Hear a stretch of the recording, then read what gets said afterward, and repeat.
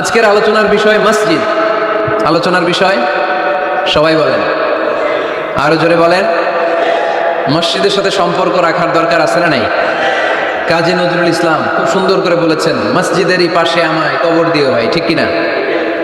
মসজিদেরই পাশে আমায় কবর দিও ভাই, যেন গড়ে হতে মুয়াজ্জিনের আযান শুনতে পাই। আমার ঘরের পাশে দিয়ে ভাই নামাজিরা যাবে, পবিত্র সেই পায়ের ধ্বনি এ বান্দা শুনতে পাবে। গোরাজার হতে গুনাহগার পাইবে রেহাই, মসজিদেরই পাশে আমায় কবর দিও ভাই। কত মানুষ নামাজি ভাই মসজিদাঙ্গিনাতে, আল্লাহর নামের জিকির করে লুকিয়ে গভীর রাতে। আমি তাদের সাথে ওই আল্লাহর নামে জপতে চাই, আল্লাহর নামে জপতে চাই। পড়েন সবাই, মসজিদেরই পাশে আমায় কবর দিও ভাই, যেন গড়ে হতেও মুয়াজ্জিনের আযান শুনতে পাই। চিল্লায় পড়তে হবে আমিন।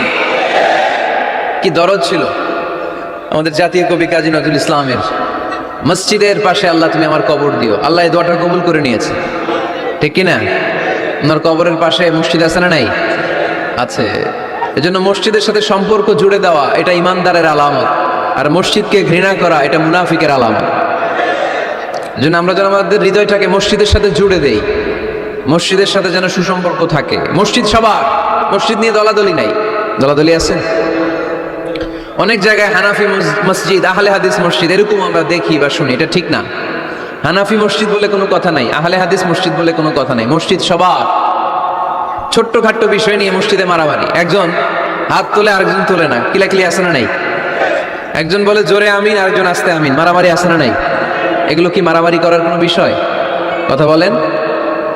সালাতে ফরজ আছে, ওয়াজিব আছে, সুন্নাহ আছে। খেয়াল করে বুঝবেন, ফরজ যদি নষ্ট হয় সালাত ভঙ্গ হয়, you have to repeat your সালাত। ওয়াজিব নষ্ট হলে সালাত ভঙ্গ হয় না, নতুন করে পড়া লাগে না, সেজদায় সাহু দিলেই সালাত আদায় হয়ে যায়।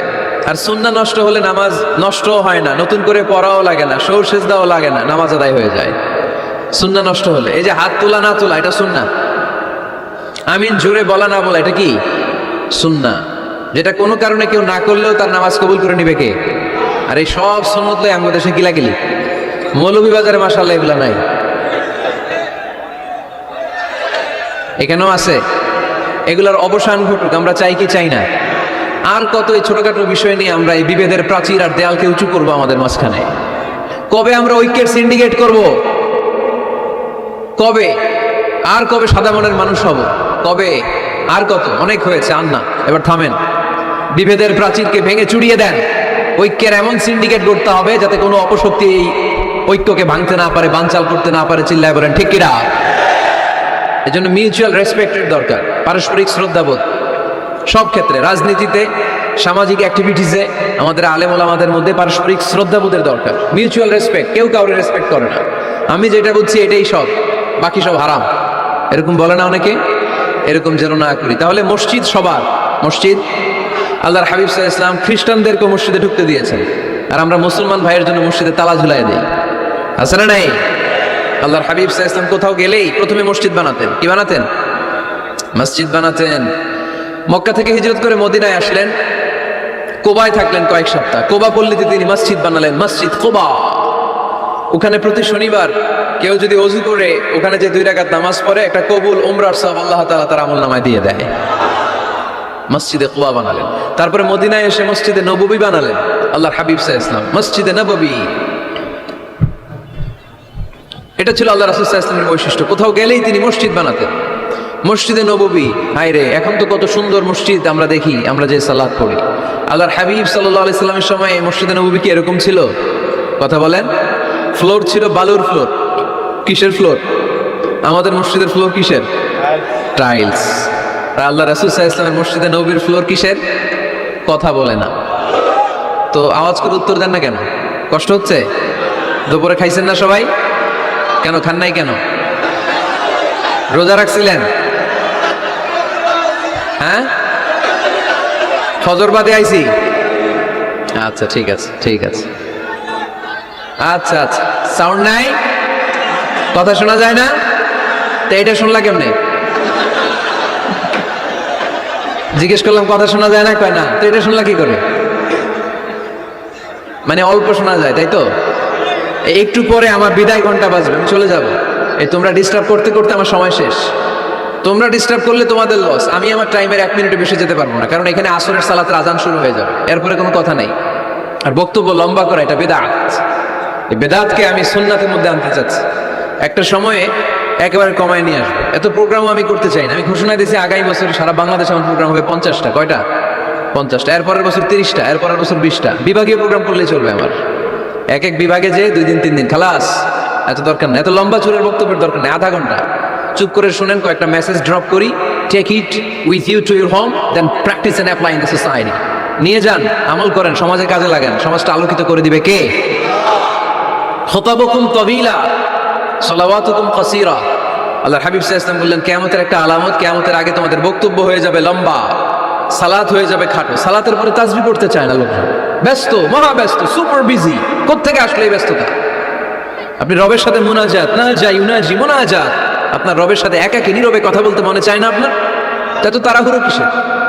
ধীর স্থির হন, একটু স্থির হন, একটু মনোদৈহিক প্রশান্তি অর্জনের চেষ্টা করেন। সব সময় ব্যস্ত, ধাক্কাধাক্কি, উচ্ছৃঙ্খলা, এগুলো আমাদেরকে শেষ করে দিয়েছে। এজন্য লম্বা চোরা বক্তব্য ঠিক না। বক্তব্য শুনতে আমাদের ভালো লাগে, আমল করতে ভালো লাগে না। বক্তব্যটা শেষেই সিগারেট ধরায়, আসরা নাই। মাহফিল শেষেই বিড়ি ধরায়, কয় চমৎকার ওয়াজ করছে হুজুরে। ওয়াজটা সেরকম হয়েছে, অনেক কণ্ঠ সুন্দর হুজুরের। এতদিন ইউটিউবে দেখছি, আজকে সরাসরি দেখাইছি। আসরা নাই তো কি লাভ হয়েছে? লাভটা হয়েছে কি? এই যে মাহফিল শেষে বিড়িটা ধরাইলেন, আজ গেলেন, কোনো লাভ হয় না। এগুলো থেকে বেরিয়ে আসতে হবে। বছরের পর বছর আমাদেরকে শেখানো হয়েছে একভাবে। কেউ এই পরিবর্তনের আওয়াজ তুলে নাই। আওয়াজ আপনাকে তুলতে হবে। আওয়াজ তোলার জন্য এত মানুষ লাগে না, আপনি একাই যথেষ্ট। আপনি দাঁড়ান না সামনে, দেখবেন আপনার সামনে কেউ টিকে থাকতে পারবে না, ঠিক কিনা? কিন্তু আপনার শক্ত সিদ্ধান্ত লাগবে, পরিবর্তনের জন্য শক্ত মানসিকতা লাগবে, যে আমি পরিবর্তন করতে চাই। We have to change. যুগ জামানা পাল্টে দিতে চাই না অনেকজন। এক মানুষই আনতে পারে জাতির জাগরণ। এক মানুষই বিপদকালে বাঁচায় কাফেলায়, ক্ষুদ্র ডিঙ্গি বাঁচায় জাহাজ অসীম দরিয়ায়। এজন্য আপনার শক্ত সিদ্ধান্ত পারে আপনার মৌলভীবাজারটাকে দেশের শ্রেষ্ঠ জেলা, শ্রেষ্ঠ থানা হিসেবে আল্লাহর কাছে কবুল করতে, ঠিক কিনা? এই জন্য লম্বা চূড়া আলোচনা ঠিক না। ছোটখাটো অল্প কয়েকটা মেসেজ নিয়ে যেতে পারলেই that's enough. One of the minor sign before the day of judgment, your Islamic lectures will be very longer and your salah 5 times a day will be shorter. কিয়ামতের আগে বক্তব্য লম্বা, নামাজ খাটো, তাসবিহ পড়ে না, ব্যস্ত, মহাব্যস্ত। এই মহাব্যস্ততা ছাড়েন, কোরআন সুন্নাহর দিকে ফিরে আসেন। বরকত দিবে কে? বিশ্বনবীর মসজিদে নববীর ফ্লোর বালুর ফ্লোর ছিল, আমাদের ফ্লোর টাইলস। আল্লাহর হাবিব সাল্লাল্লাহু আলাইহি ওয়াসাল্লামের মসজিদে বালি নিচে, এই বালিতেই নামাজ পড়তেন। বৃষ্টি হলে কাদামাটি হয়ে যেত, কাদামাটিতেই সেজদা করতেন। সেজদা করলে কাদার মাটি আল্লাহর হাবিব সাল্লাল্লাহু আলাইহি ওয়াসাল্লামের নাকে আর কপালে লেগে যেত। তিনি সালাম ফিরিয়ে সাহাবাদের দিকে মুখ ফিরিয়ে বসলে দেখতেন প্রতিটা সাহাবীর নাকে আর কপালে কাদার মাটি মিশে আছে। তার মানে প্রিয় নবী সাল্লাল্লাহু আলাইহি ওয়াসাল্লামের মসজিদে নববী ছিল কাঁচা, কিন্তু মুসল্লি ছিল পাকা। আমাদের মসজিদগুলো হয়েছে পাকা, কিন্তু মুসল্লি কাঁচা, ঠিক কিনা? ফজরের সালাতে মানুষ নাই। ইমাম সাহেব আছেন কে কে এলাকায়? দেখি ইমাম, মসজিদের ইমাম। মাশাআল্লাহ। আপনাদের এইখানে ওই মসজিদে ফজরের নামাজে কয় কাতার হয়? 5 জন 6 জন? কেনে এত কম? কেনে? হ্যাঁ, আসে না, আসতে চায় না লোকজন। তো এই যে 5-6 জন ফজরের সালাতে, কল্পনা করতে পারেন ফজরের সালাতে এত কম লোক? ফাতেমা মাইক,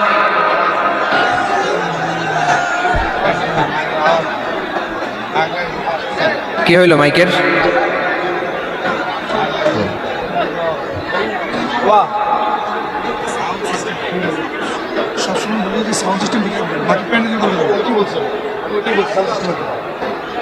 কি সমস্যা হইল?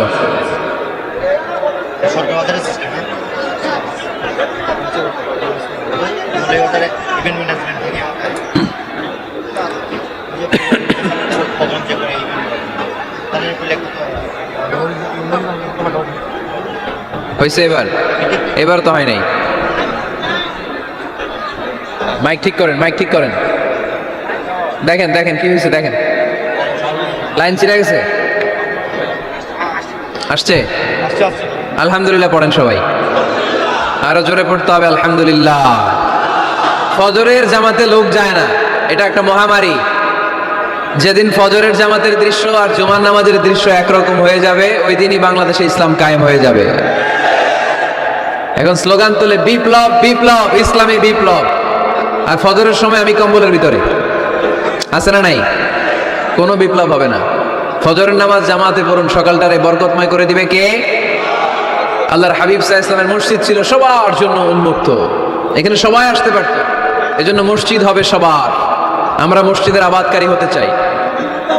এজন্য রাব্বুল আলামিন বলেন, ইন্নামা ইয়া'মুরু মাসাজিদাল্লাহি মান আমানা বিল্লাহি ওয়াল ইয়াউমিল আখির ওয়া আকামাস সালাতা ওয়া আতাজ যাকাতা ওয়া লাম ইয়াখশা ইল্লাল্লাহ ফাআসা উলাইকা আন ইয়াকুনু মিনাল মুহতাদিন। সুবহানাল্লাহ পড়েন। রব্বুল আলামিন বললেন, মসজিদের আবাদকারী হবে তারা যারা আল্লাহর প্রতি ঈমান আনে, আখিরাতের প্রতি ঈমান আনে, যারা সালাত কায়েম করে, যারা যাকাত আদায় করে, যারা দুনিয়ার কাউকে ভয় পায় না, ভয় পায় একজনকে। চিল্লায় বলেন তিনি কে? যাদের হৃদয়ে আছে আল্লাহর ভয়, তারা কবু পথ ভুলে যায় না। আল্লাহর প্রেম ছাড়া এই দুনিয়া কারো কাছে কোনো কিছু চাই না, ঠিক কিনা? তাহলে যারা মসজিদের আবাদকারী, এরা ভয় পায় একজনকে। চিল্লায় বলেন তিনি কে? মসজিদের আবাদকারীদের প্রথম গুণ, তারা আল্লাহয় বিশ্বাস করে, তারা আখিরাতে বিশ্বাস করে, তারা সালাত কায়েম করে, তারা যাকাত আদায় করে, তারা আল্লাহ ছাড়া পৃথিবীর কাউরে ভয় পায় না। আল্লাহ বলেন, ফাআসা উলাইকা আন ইয়াকুনু মিনাল মুহতাদিন। আশা করা যায় তারাই হলো হেদায়েতের রাস্তার উপরে আছে, ঠিক কিনা? তারাই মসজিদের আবাদকারী, যারা মসজিদে যায়, সালাত আদায় করে। এখন মসজিদের আবাদকারী আপনি হতে চান, আপনি মসজিদে যান না, আপনি আবাদকারী হতে পারবেন? মসজিদের অনেক সভাপতি আছে, মসজিদে যায় না, আছে না নাই? মৌলভীবাজারে এই সমস্যা বোধহয় নাই। মসজিদের সেক্রেটারি মসজিদে যায় না, আছে না নাই? তাহলে হইলো, এটা হইলো, এটা মেনে নেওয়া যায়? এই জন্য সভাপতি সাহেবরা, আপনি কষ্ট করে মসজিদ বানিয়েছেন, মসজিদে যাবেন। এই কথা বলেন কেন? এত দিকে বিশৃঙ্খলা হইলে কেমন হবে? বসেন আর অল্প কয়েক মিনিট। সভাপতি সাহেব আপনি মসজিদে যাবেন, সেক্রেটারি সাহেব আপনি মসজিদে যাবেন, তাহলে আপনি সঠিক মসজিদের আবাদকারী হবেন, ঠিক কিনা?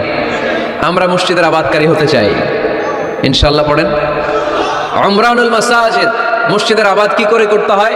মসজিদ আবাদ করার এক নাম্বার মাধ্যম হচ্ছে মসজিদ নির্মাণ করা। কি করা? নির্মাণ করা। খেয়াল করবেন, আল্লাহর হাবিব সাল্লাল্লাহু আলাইহি ওয়াসাল্লাম বলেছেন, মান বানা মসজিদান মিন মালিহি ফিদ দুনিয়া বানাল্লাহু লাহু বাইতান ফিল জান্নাহ। যে ব্যক্তি নিজের পকেটের টাকা খরচ করে দুনিয়াতে মসজিদ বানায়, আল্লাহ তাআলা তার জন্য জান্নাতে ঘর বানায়। 60টা জিনিস মানুষ মরে যাওয়ার পরে তার কবরে পৌঁছতে থাকে। ইন্না মিম্মা ইয়ালহাকুল মুমিন মিন হাসানাতিহি বা'দা মাউতিহি।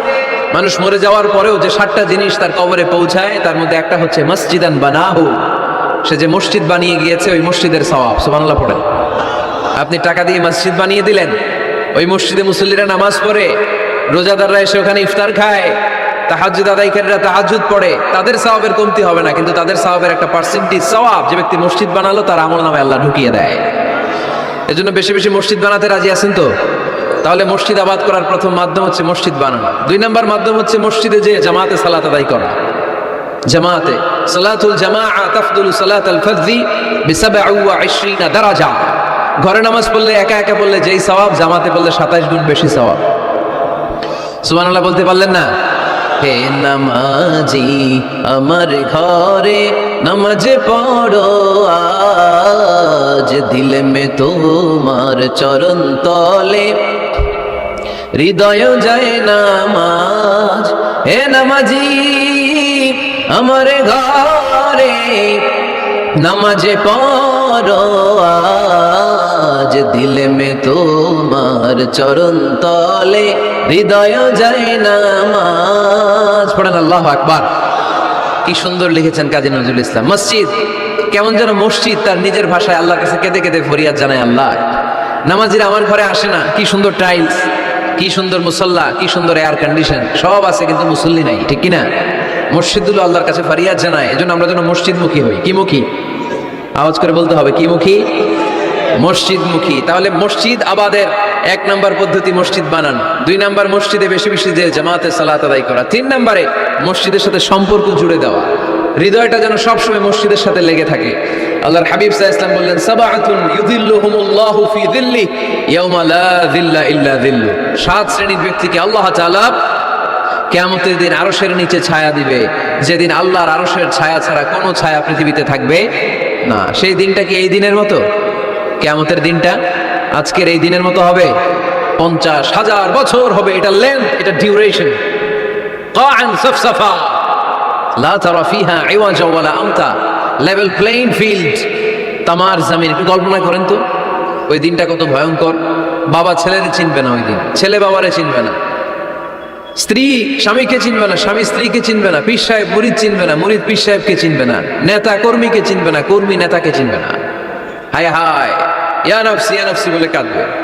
সূর্যটা মাথার কাছে চলে আসবে, সূর্যের তাপে মাথার মগজগুলো গলে গলে নাকের ছিদ্র আর কানের ছিদ্র দিয়ে টপ টপ করে বেয়ে বেয়ে পড়বে।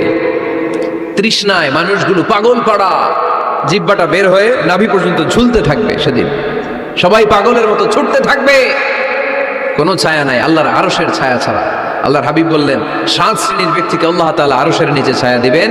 এর মধ্যে 1 শ্রেণীর ব্যক্তি রাজুলুন কলবুহু মুআল্লাকুন বিল মাসাজিদ, ওই ব্যক্তি যার হৃদয়টা সবসময় আল্লাহর মসজিদের সাথে লেগে থাকে। মসজিদের সাথে যার হৃদয় লেগে থাকে তাকে আরশের নিচে ছায়া দিবে কে? এজন্য মসজিদের সাথে যেন আমাদের হৃদয়গুলো লেগে থাকে। অনেকেই দেখবেন এত ভালো নামাজ, জোহর পরে টেনশন করে আসরটা কই করবো, আসর করে চিন্তা করে মাগরিবের সময় আমি কোথায় থাকবো, মাগরিবের সময় টেনশন, ইস এশাটা হয়ে গেলেই তো শেষ। এরকম লোক আছে না নাই? এদেরকে সেই কঠিন ভয়াবহ দিনে আরশের নিচে ছায়া দিবে কে? তারপরে মসজিদ আমাদের 4 নম্বর পদ্ধতি, মসজিদকে পরিচ্ছন্ন রাখা, মসজিদকে ঝাড়ু দেয়া। মসজিদকে যারা পরিষ্কার করে তাদের হৃদয়ের যন্ত্রণা দূর করে দেয় কে?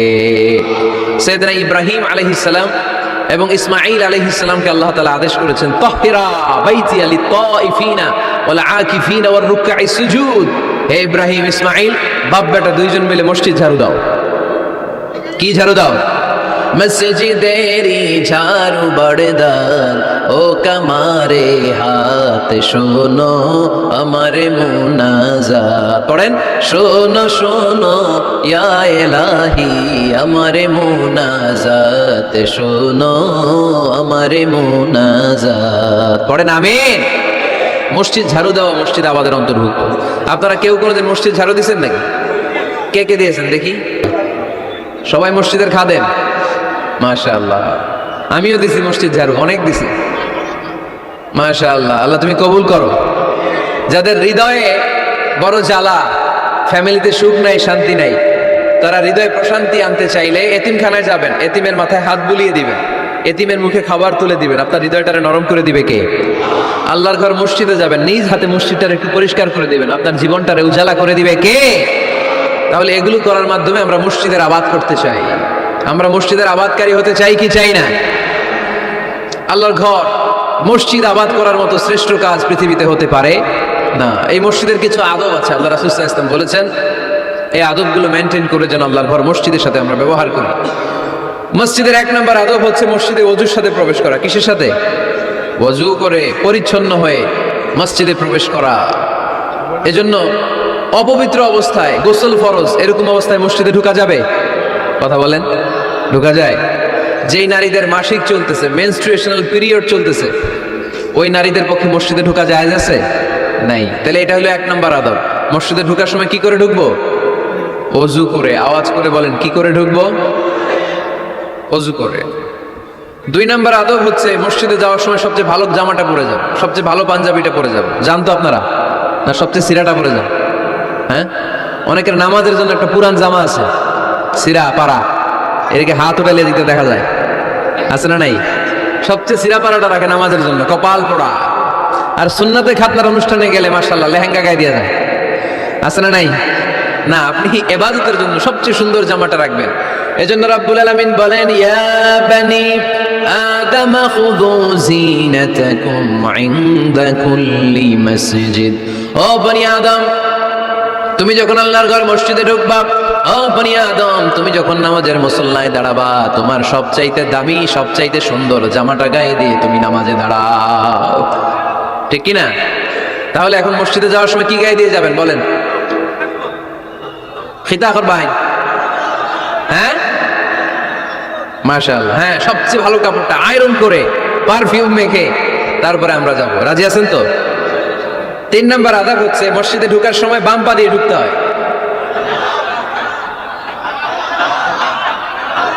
কোন পা? আরো জোরে। এদেরকে গুতা মারা লাগে, নাহলে আওয়াজ বাড়ে না, এরকম ভলিউম টাইট করতে হয়। ভলিউম হাই করলে এরপরে মারে, এমনি বলতে চায় না। আর ঘটনা কি? হ্যাঁ, খায় নাই। বদরের যুদ্ধ হয়েছিল রমাদানে, কোন সাহাবী খায় নাই, না খাইয়া একেবারে সাইজ করে দিয়েছে কাফেরদেরকে। আমরা না খেলেও আমাদের হৃদয়ে ইমানি শক্তি আছে না নেই? এই তো বোঝা যাচ্ছে ইমানি শক্তি আছে। এতক্ষণ আছিল কই? তো মসজিদে ঢোকার সময় কোন পা দিয়ে? এগুলো মনে থাকে আমাদের, ভুলা যাই আমরা, খেয়াল থাকে না তো এগুলা। এত কিছু মনের মধ্যে রাখলে এগুলো মনে থাকবে কেমনে? মসজিদে ঢোকার সময় কোন পা? আরো জোরে। বেরোয়ার সময় কোন পা? মনে থাকবে। মসজিদে যখন ঢুকবেন ডান পা দিয়ে ঢুকবেন, আর দোয়া পড়বেন, আউযু বিল্লাহিল আযীম ওয়া বিওয়াজহিল কারীম ওয়া সুলতানিহিল কদীম মিনাশ শাইতানির রাজীম।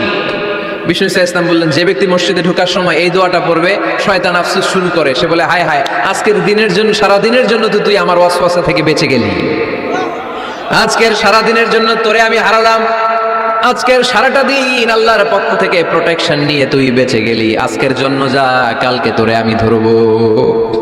এজন্য এই দোয়াটা পড়ার দরকার আছে না?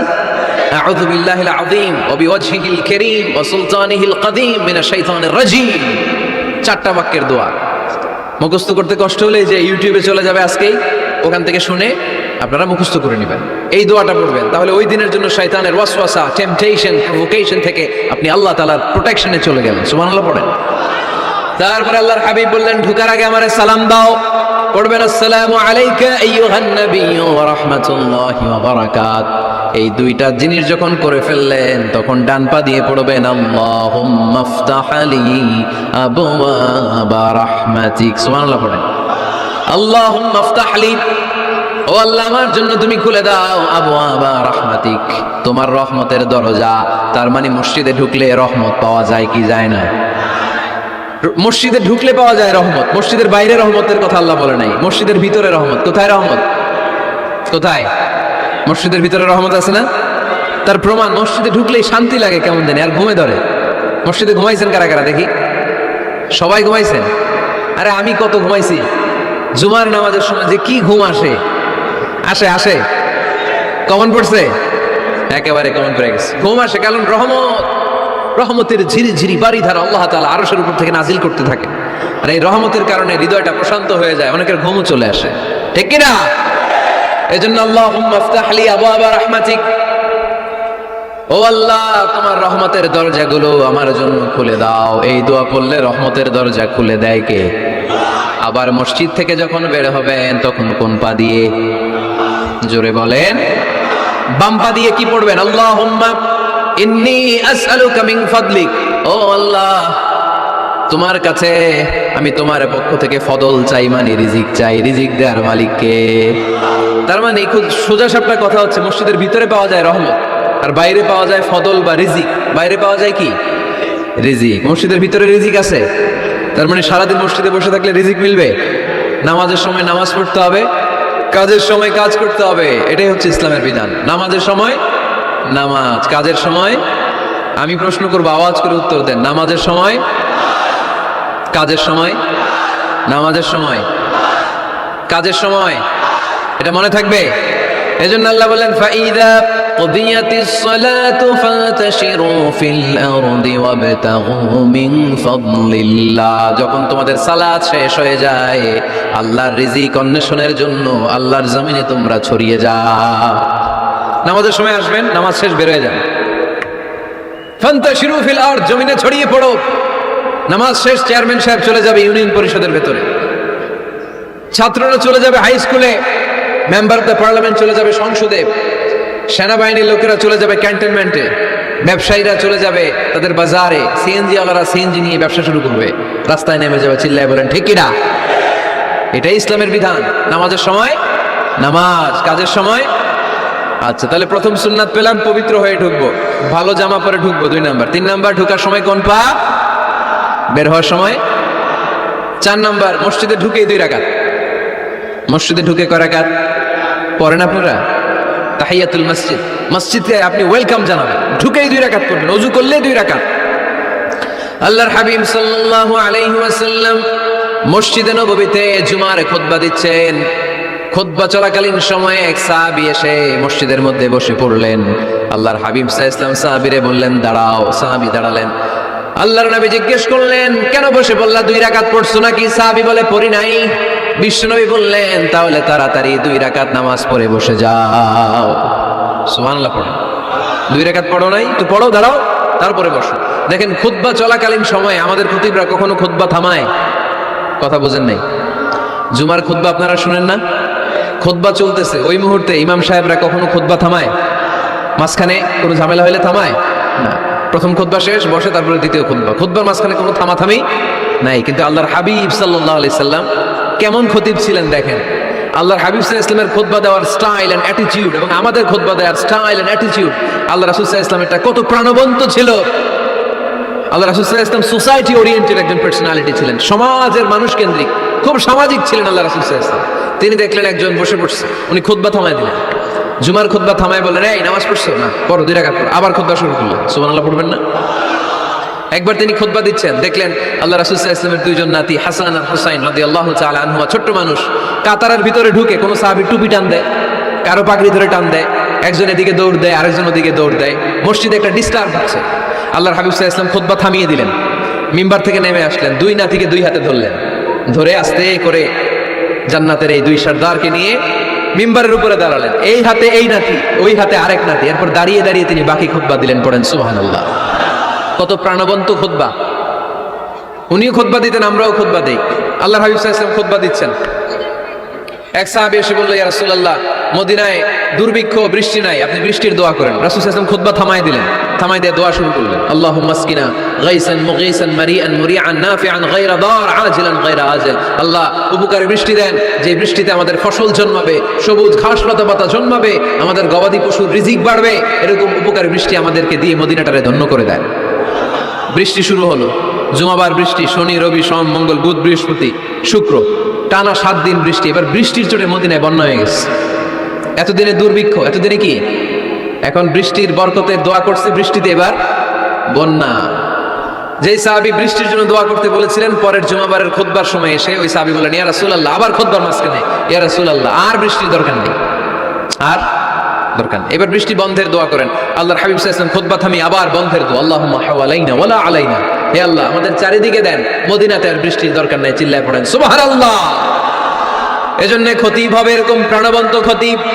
সমাজে কি চলে, কি ক্রাইসিস, কি সংকট, ইয়াংরা কোন সমস্যায় ভোগে, আমাদের রাজনৈতিক অঙ্গনে কি সমস্যা, আমাদের অর্থনৈতিক অঙ্গনে কি সমস্যা, আমাদের সামাজিক অঙ্গনে কি সমস্যা, আমাদের পরিবারগুলোর ভেতরে কি ঝামেলা, প্রত্যেকটা কথা মসজিদের মিম্বার থেকে আসার দরকার আছে না নাই? আল্লাহর হাবিব সাল্লাল্লাহু আলাইহি ওয়াসাল্লাম এভাবেই সমাজকে ঠিক করে দিতেন। 2 রাকাত মসজিদে ঢুকে আজকে থেকে আমরা পড়ব। মসজিদে ঢুকলেই কয় রাকাত মনে থাকবে না ভুলে যাবেন? তারপরে আল্লাহর হাবিব সাল্লাল্লাহু আলাইহি ওয়াসাল্লাম বলেছেন খবরদার কবরের উপর মসজিদ বানিও না। কবরস্থান একদিকে, মসজিদ আর একদিকে। কিন্তু বাংলাদেশে মসজিদের সাথে কবর মিলানো আছে না নাই? ছোট্ট একটা মসজিদ কিন্তু এত বড় বাবার কবর আছে না নাই? এগুলো করবেন না আপনি। আগে হবে মসজিদ, পরে কবরস্থান। যেমন মসজিদে নববী হয়েছে আগে, তারপর বিশ্বনবীর কবর এখানে আছে না নাই? মসজিদে নববী প্রতিষ্ঠিত হয়েছে আগে, পরে বাকি কবরস্থান আছে না নাই? কিন্তু কোন আল্লাহর ওলির কবরস্থানের উপরে যদি মসজিদ বানান তার উপর লানাত দিয়েছে কে? লাআনা রাসূলুল্লাহ আলাল ইয়াহুদ ওয়ান নাসারা ইত্তাখাযু কুবুর আমবিয়াইহিম মাসাজিদা। আল্লাহ রাসূলের লানত ইহুদি নাসারাদের উপর, কারণ ইহুদি আর নাসারাদের একটা খাসলাত, একটা বৈশিষ্ট্য ছিল, তারা তাদের নবীদের কবরের উপরে মসজিদ বানায় ফেলতো। এটা করা যাবে? এজন্য এলাকায় এলাকায় এই ঝামেলা, কবর আর মসজিদ হবে আলাদা। আবার মসজিদের কেবলার দিকে যেন কবরস্থান না হয়, তাহলে শিরক হওয়ার সম্ভাবনা আছে না নাই? খুব সাবধান, আল্লাহ সব মাফ করে কিন্তু শিরক মাফ করে না, ঠিক কিনা? শিরক হচ্ছে মহাপাপ, সব পাপের বাপ। এজন্য আমরা সব করলেও শিরকের গুনাহ মুসলমান কখনো করতে পারে। এরপর আল্লাহর হাবিব বললেন মসজিদকে পরিষ্কার পরিচ্ছন্ন রাখো, এটাও মসজিদের আদাব।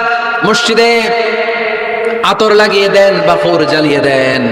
আপনাদের এই এলাকার মধ্যে তো বাখুরের অভাব নাই, আগরের অভাব নাই, ঠিক কিনা? গতকাল প্রোগ্রাম ছিল কই? সুজানগর, আগরের রাজধানী। আগর চিনেননি আপনারা? হ্যাঁ, এই যে দেহনেল উদ পারফিউম, আপনাদের এই যে মাহতাব সাহেবের আল হারামাইন, এরপরে যে আজমল কোম্পানি, এও আপনাদের এই মৌলভীবাজার এলাকার। এরকম অনেক কোম্পানি আছে দুবাই ভিত্তিক, গোটা বিশ্বে ওনারা ব্র্যান্ডিং করেছে। এগুলোর র ম্যাটেরিয়াল, কাঁচামাল যায় হচ্ছে আপনাদের মৌলভীবাজার থেকে। ছেলের বউ শাশুড়ির ওয়াজ গতকাল করছে, শুনে নিন। শাশুড়ি আর বৌমার কিলাকিলি, গতকালের ওয়াজের বিষয় ছিল কি? শাশুড়ি বৌমার কিলাকিলি কি করে থামাবেন, শুনে নিন। আচ্ছা ঠিক আছে, মুফতি সাহেবদের কাছ থেকে জেনে নেবেন এই প্রশ্ন। আমি উত্তর দিলে আবার কিলাকিলি লেগে যাবে মানুষ, কিলাকিলির দরকার নাই। সম্মানিত ভাইরা, মসজিদ পরিষ্কার পরিচ্ছন্ন রাখবেন, এই বাখুল জ্বালাবেন, দেহিনেল উদ, এই পারফিউম গুলো ছড়িয়ে দিবেন। মসজিদের মধ্যে অনেক মসজিদে দুর্গন্ধ আছে না নাই? এই কার্পেটের মধ্যে ময়লা, পরিষ্কার করেন। আল্লাহর হাবিব সাল্লাল্লাহু আলাইহি ওয়াসাল্লাম বলেছেন, খবরদার, আম্মা জান আয়েশা বর্ণনা করেন, আমার রাসূলুল্লাহ সাল্লাল্লাহু আলাইহি ওয়াসাল্লাম বিবিনাইল মসজিদ ফি দুয়ার ওয়া আন তুতাইয়াবা ওয়া তুনাযাফ, আমরা যেন এলাকা এলাকায় মসজিদ বানাই, মসজিদগুলোকে যেন পারফিউম দিয়ে, আতর দিয়ে সুগন্ধময় করে দেই। বিশ্বনবী আদেশ করেছেন, সুবহানাল্লাহ পড়ুন। এজন্য কোনো অপরিচ্ছন্ন মসজিদ থাকতে পারবে না। মসজিদের পাশ দিয়ে গেলে আতরের ঘ্রাণে আমোদ হয়ে লোকজন যেন বুঝতে পারে এটা আল্লাহর ঘর, মসজিদ। চিল্লায় বলেন ঠিক কিনা? এরপরে আল্লাহর হাবিব সাল্লাল্লাহু আলাইহি ওয়াসাল্লাম বলেছেন, মসজিদের আরেকটা আদব হলো মসজিদকে অতিমাত্রায় ডিজাইন না করা। বেশি ডিজাইন করা যাবে না। এমন ডিজাইন করা যাবে না যেটা মসজিদ বোঝাই যায় না। এত লাইটিং ফাইটিং করে, এটা কি মসজিদ না কমিউনিটি সেন্টার বোঝাই যায় না? আছে না নাই? আছে। এরকম যেন আমরা না করি সম্মানিত ভাইরা। বিশেষ করে মসজিদের সামনের দেয়ালে। কোন দেয়ালে? সামনের দেয়ালটা, কেবলার দিকে যেই দেয়াল, এই দেয়ালটা হতে হবে ফ্রেশ, যাতে করে মানুষের দৃষ্টি আকর্ষণ না করে। প্রায় মসজিদের দেয়ালের মাঝখানে দেখবেন আপনি ক্যালেন্ডার ঝুলায় রাখে, আছে না নাই? মৌলভীবাজার কি অবস্থা? খিতা খবর আছে তো? এই যে ক্যালেন্ডার ঝুলায় রাখে, ওইখানে দেখবেন বিভিন্ন মসজিদের ছবি, এতিমখানার ছবি, মানুষের ছবি। তো মানুষ নামাজে পড়ে আবার ওগুলোও তাকায়, আছে না নাই? প্রথম কাতারে পরে ওইখানে কি লেখা, এগুলো পড়ে, তার ডিস্টার্ব হচ্ছে না? এই মুসল্লির দৃষ্টি যাতে অন্যদিকে না যায়, এটা খেয়াল রাখতে হবে। যদি পারা যায়, মসজিদের সামনে কোনো ঘড়ি টড়ি চলবে না। ঘড়ি মসজিদের পেছনের দেয়াল, সময়সূচি পেছনের দেয়ালে, সব পেছনে। সময় কয়টা বাজে ওটা ইমাম দেখলে চলবে, ইমাম এভাবে দেখে নিবে, আপনারাও দেখে নেবেন। কিন্তু সামনের দেয়ালটা যত সিম্পল করা যায়। আল্লাহর হাবিব সাল্লাল্লাহু আলাইহি ওয়াসাল্লাম নামাজ পড়া অবস্থায় সামনে এমন কিছু রাখতেন না যেটার দ্বারা আল্লাহর হাবিব সাল্লাল্লাহু আলাইহি ওয়াসাল্লামের সালাতে মনোযোগ অন্যদিকে চলে যায়। আমরা যখন সালাত পড়ি, যদি অন্যদিকে তাকাই, ফেরেশতার মাধ্যমে আল্লাহ একটা ডাক দেয়, বলে আকবিল, এই বান্দা ফিরে আয়, তোর নজর থাকা দরকার সিজদার জায়গায়, ফিরে আয়। আপনি আবার যখন অন্যদিকে তাকান, আল্লাহ বলে ফিরে আয়, সিজদার দিকে তাকা। আপনি আবার যখন ঘড়ির দিকে তাকান, আল্লাহ বলে আকবিল, ফিরে আয়, সিজদার দিকে তাকা। আপনি যখন আবার অন্যদিকে তাকান, তখন আল্লাহ বলে লা হাজাতা লি ইলা সালাতি, তোর এই নামাজের দরকার আমার নাই। নাউজুবিল্লাহ পড়বেন না? তোর এই নামাজের দরকার আমার নাই। অজু করে কষ্ট করে যাকে খুশি করার জন্য আপনি সালাতে দাঁড়ালেন, উনি যদি বলে এই নামাজের দরকার নাই, তা কার জন্য নামাজ পড়লেন আপনি? কথা কি বুঝতে পেরেছেন? এই জন্য এলাকার গণ্যমান্য ব্যক্তিবর্গ আছে, আমাদের চেয়ারম্যান সাহেব আছে, আরো অন্যান্য বিজনেস ম্যাগনেটরা আছে। আপনারা মসজিদ যখন নির্মাণ করবেন, সামনের দেয়ালটা যত সাদামাটা হতে পারে ততই ভালো।